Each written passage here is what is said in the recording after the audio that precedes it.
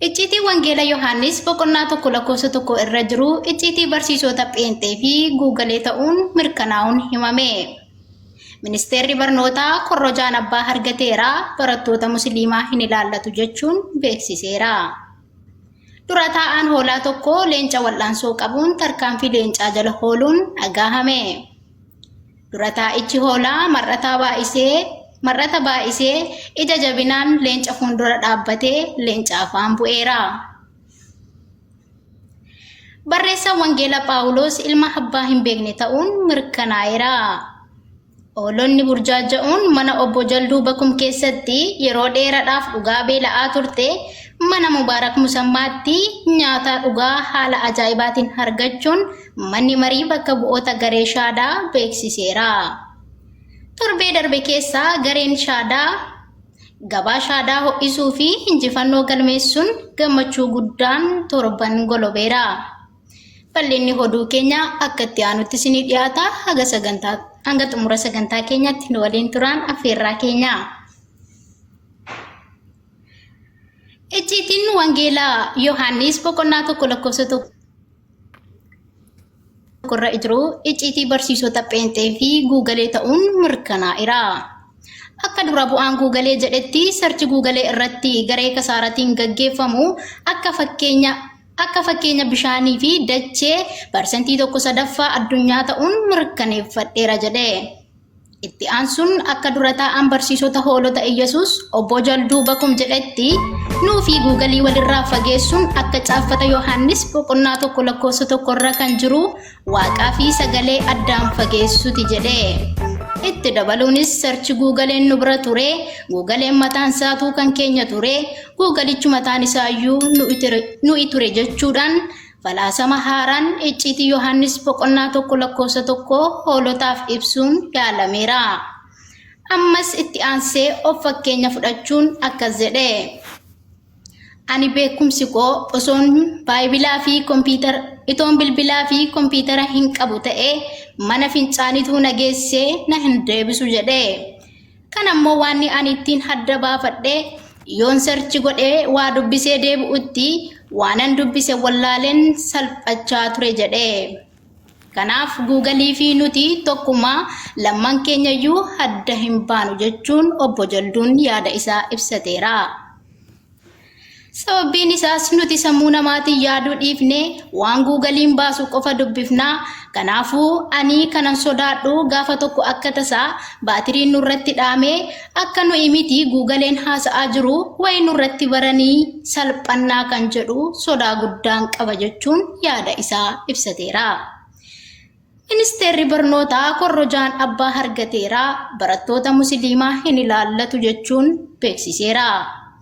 Ibsa qaxaleewwan garee Shaadaa irraa ifatti argateen ministeerri barnootaa korrojaan kan biyya seenee hoolota Iyyesuusiin ta'uu mirkaneesseera.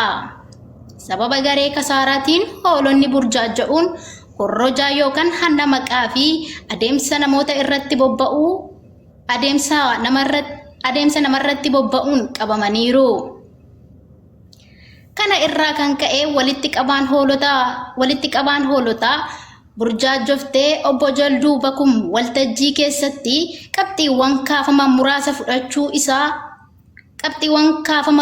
fudhachuun isa tokko didanii bahuun ibsameera. Qabxiiwwan waltajjicha irratti kaafaman keessaa akkaataa garagalcha maqaa fi adeemsa ittiin bulmaataa fi sagantaawwanii raawwii hojii loogoo fi kan kana fakkaatan yoo ta'u hundumaa fudhachuun marii loogoo garuu fudhachuu didaniiru. Obbo Jalduu Bakum sababii loogoo irra kaa'achuu didaniif akkas jechuudhaan kaasaniiru. Maal taatan hoolota koo akka Oromoon jedhee bareedaa jaldeessaa kam keessaa filatanii loogoo filadhaa miti ani bifa namaatii miti hoolatu waanan hin qabneef loogoo kiyya argee namni tasaa viidiyoo bahee yoo fuula kiyya argee rifatee bilbila cabsuu waan danda'uuf jaldeessa ta'uu kan koo osuma arguu nafaana mari'achuu naaf wayya jedheera. Itti dabaluunis hanna maqaatinuu qaata qabamnaa loogoo kana fudhachuurraa fuul tokkee achi makamuutu nuuf caala jedhe.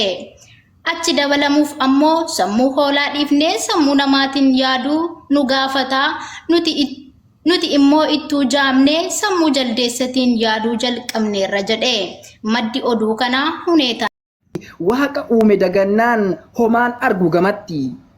Amantii koophiin bultu seenaa namaa dhaalanii uumatti dugda galuuf uumamarraa laalanii nuti walaleessinaan xuuxxoo meeqa hodhanii googil galateeffachuuf sammuu biizii godhanii nashiidan keenya nafne sagalee fakkeessitee ufii waa uumuun beektu kan namaa akkeessitee duraan gareen hin jiru amma nurraa laalanii garee wangeelaa jedhan tiktokiidhaan faalanii garee wallaalaa wayyuu kan wangeelaa sanirra gaafiif deebii laattanii isin taazabaa jirra. Egaa ergamaa waaqessuudhaaf ergaa waaqaa lagattee nama fakkaachuu malee mataa ofii dagattee amantichis koophidha namatu tolchee shuume amantii dhala namaa islaama rabbiin uume.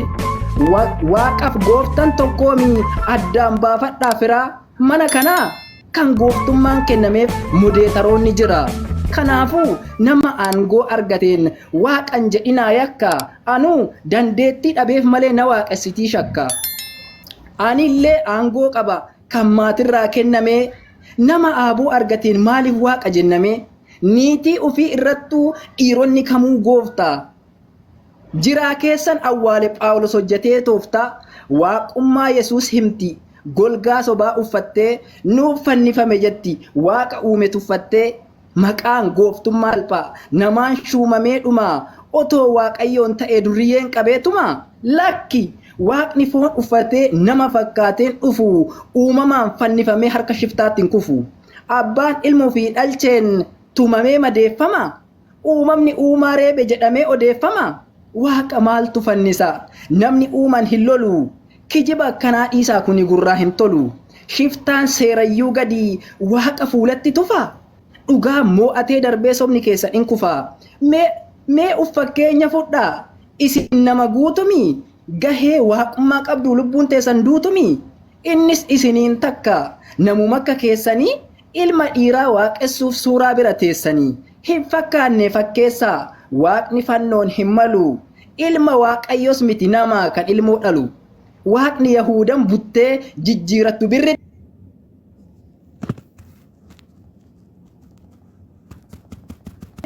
namarraa bookeen dhoowwu itti yaada sirriitti waaqa qarshiin gurguran buusii buusaa galfadha garuu dubartii dahaa miti mataa maraan dhalfadha ani waa argeen yaada kaase hin gaafanne maleessaa raajii lallabu wayii miidiyaarraan kaleessa Yesuus fayyisa jedha paastarii miila cabaa nama itti waamuun dura mataansaa fayyuu qaba giraanchidhaan utaalaa gargaarsi namaa fidee waldaan fayyaa jedhaan ufiyyuu fayyuu dide naan galle dubbiin jaraa gadi buusee ol qabee Yesuus nuuf du'e jettu kun hoo isinii cabe rifeensirraa dhume deebi'ee hin magarree halkan fayyisaa bulaa guyyaa garuu dhagarre meeqa miilli naaffatee daandii gubbarra rafaa Yesuus ittiin amannee hadaraa waaqaf lafaa maqaa Yesuus waamataa dhukkubsattoonni kuma hin fayyisaan abjuudhaa hiibboon keessa yoom dhumaa maqaa Yesuus hin fayyi yoo jedhu duudaf ballaan